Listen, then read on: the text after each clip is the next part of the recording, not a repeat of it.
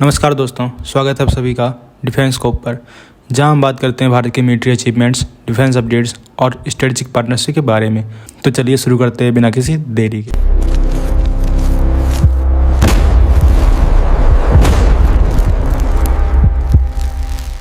पहली खबर की बात करें तो डिफेंस मिनिस्टर राजनाथ सिंह और यूपी के सीएम योगी आदित्यनाथ ने BrahMos integration and testing facility से पहला बैच ऑफ ब्रह्मोस मिसाइल को ग्रीन सिग्नल देकर देश के लिए एक बड़े मिशन की शुरुआत कर दी है। ये facility Uttar Pradesh defence industrial corridor का एक इम्पोर्टेंट पार्ट है, जिसका ऑपरेशन सिर्फ 5 महीने के अंदर शुरू हो गया, जबकि इसका वर्चुअल इनॉग्रेशन मई में ही हुआ था। राजनाथ सिंह ने कहा कि ब्रह्मोस की स्पीड, एक्यूरेसी और डिस्ट्रक्टिव पावर ने इसे इंडिया की आर्म्ड फोर्सेस का बैकबोन बना दिया है, और कहा कि पाकिस्तान का हर इंच अब ब्रह्मोस की रेंज में है। ऑपरेशन सिंदूर का जिक्र करते हुए उन्होंने ये भी ऐड किया कि वो तो सिर्फ ट्रेलर था, पिक्चर तो अभी बाकी है। 380 करोड़ रुपए की कॉस्ट से बनाई गई 200 एकड़ की ये फैसिलिटी हर साल लगभग 100 मिसाइल सिस्टम बनाएगी।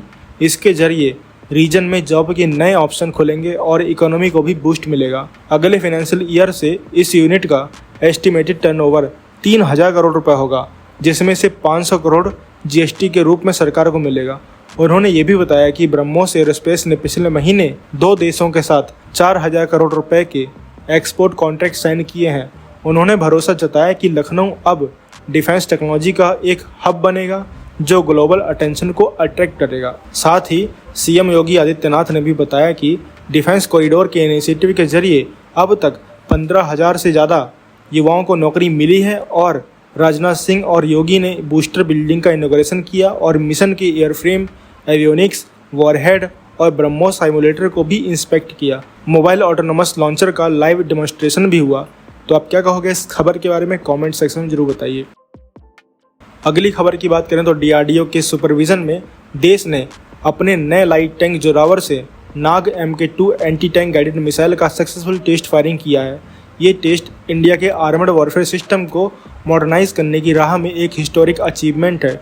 जोरावर लाइट टैंक को डीआरडीओ के CBRDE ने डिज़ाइन किया और L&T ने मैन्युफैक्चर किया। ये advance tank high altitude areas और डेजर्ट टेरेन में इक्वली एफिशिएंट है, जहां हैवी टैंक्स को चलना मुश्किल होता है।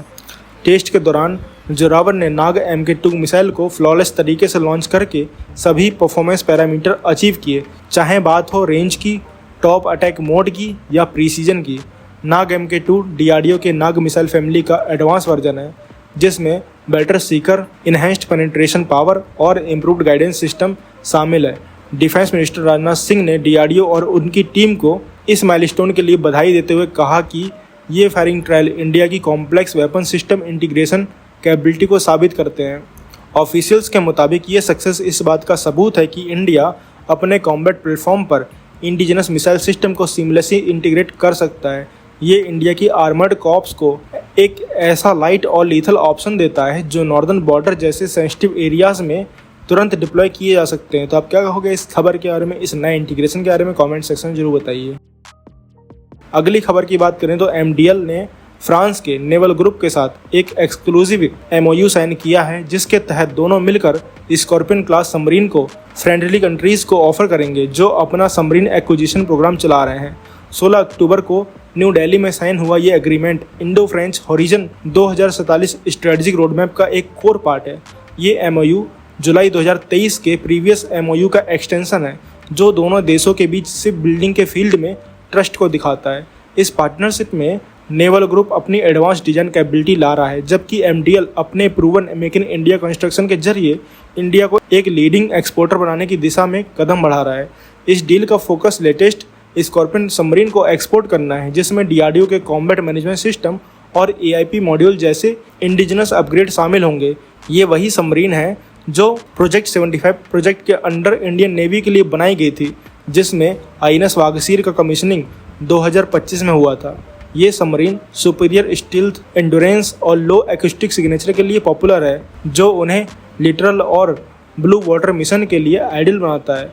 और ये कोलैबोरेशन सिर्फ फ्रेंडली कंट्रीज़ के लिए टारगेटेड है। हालांकि रेसिपिएंट कंट्रीज़ का नाम ऑफिशियली अनाउंस नहीं हुआ है, लेकिन ऑब्जर्वर्स का कहना है कि इंडोनेशिया सबसे बड़ा कंटेंडर हो सकता है। तो आपको क्या लगता है? कमेंट सेक्शन में आप बता सकते हैं। अगली खबर की बात करें तो रसिया ने अपने Su-75 स्टील्थ फाइटर प्रोग्राम पर एक नया अपडेट दिया है जो इस एम्बिशियस प्रोजेक्ट को एक नए दौर में ले जाता है। मैक्स एयर शो 2021 में जब Su-75 को अनवील किया गया था तब रसिया ने इसे Su-57 का कॉम्प्लीमेंट और एक्सपोर्ट मार्केट के लिए एक गेम चेंजर प्रोजेक्ट के रूप में प्रेजेंट किया था। इसके बाद 2022 में कुछ अनाउंसमेंट हुए, लेकिन फिर काफ़ी देर तक कोई मेजर अपडेट नहीं आया। लेकिन अब यूनाइटेड एयरक्राफ्ट कॉरपोरेशन के हाल ही के स्टेटमेंट ने इस प्रोग्राम को दोबारा स्पॉटलाइट में ला दिया है। रोसिया 1 टीवी चैनल पर एक इंटरव्यू के दौरान कोमसोमोल्स्क ऑन अमूर एविएशन प्रोडक्शन प्लान के डिप्टी जनरल डायरेक्टर ने बताया कि रसिया ने Su-75 के प्रोटोटाइप्स बनाना शुरू कर दिया है। ये वही प्लांट है जहां Su-35S और Su-57 फाइटर्स भी बनते हैं। Su-75 का डिज़ाइन सिंगल इंजन है जो रसिया के एरोस्पेस सेक्टर के लिए एक तरह का कमबैक है, क्योंकि मिग-23 के बाद पिछले 30 सालों में कोई सिंगल इंजन एयरक्राफ्ट डिज़ाइन नहीं हुआ था। पहले से रिवाइज्ड शेड्यूल के मुताबिक Su-75 का एयरक्राफ्ट प्रोडक्शन 2026 में शुरू होगा और फ्लाइट टेस्टिंग 2027 में एक्सपेक्टेड है। ये कंफर्मेशन रसिया के स्टील्थ फाइटर प्रोग्राम के लिए एक क्रूशियल प्रोग्रेस पॉइंट है। वेस्टर्न सैंक्शन के बावजूद रसिया ने अपने एयरोस्पेस सेक्टर को काफ़ी हद तक स्टेबल रखा है। यूनाइटेड एयरक्राफ्ट कॉरपोरेशन अब भी Su-35S और Su-34 जैसे एयरक्राफ्ट डिलीवर कर रहा है। हालांकि नंबर्स USA और चाइना के मुकाबले कम है, लेकिन कंपटीशन टफ है क्योंकि चाइना का J-35 पहले ही प्रोडक्शन में आ चुका है और पाकिस्तान जैसे देशों को एक्सपोर्ट भी हो रहा है। दूसरी तरफ USA का F-35 प्रोग्राम तो हज़ारों यूनिट्स तक पहुंच चुका है। ऐसे में Su-75 को सिर्फ प्रोडक्शन में लाना ही नहीं, बल्कि एक्सपोर्ट मार्केट में इन स्ट्रॉन्ग कंटेंडर से कम्पीट भी करना होगा। अगर रसिया अपने टाइमलाइन पर टिकता है तो Su-75 चेकमेट फाइटर अगले कुछ सालों में ग्लोबल डिफेंस मार्केट में एक नया चैलेंजर बनकर उभर सकता है। तो आप क्या कहोगे इस खबर के बारे में? कमेंट सेक्शन में जरूर बताइए।